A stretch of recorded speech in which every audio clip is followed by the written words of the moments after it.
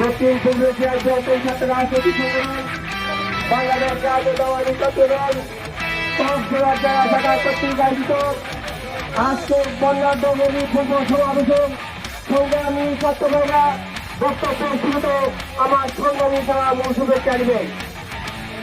আপনারা জানেন বাংলাদেশ জাতীয়তাবাদী দল এমন একটি ছাত্র সংগঠন, যে ছাত্র সংগঠন বাংলাদেশের ইতিহাসে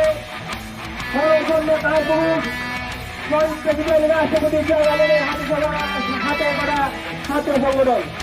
এই ছাত্র সংগঠন প্রতিষ্ঠাকালীন থেকে এদিকে মাটি ও মানুষের স্বাধীনতা সার্বভৌমত্ব ও গণতন্ত্র রক্ষায় এদেশের জন্য আজীবন সংগ্রাম করে যাচ্ছে।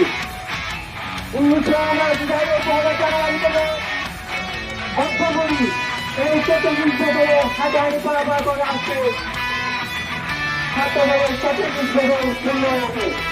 এই 34 বছরে বাংলাদেশ জাতীয়তাবাদী ছাত্রদল এদেশের মানুষের স্বাধীনতা গণতন্ত্র ও সার্বভৌমত্ব রক্ষার জন্য সবসময়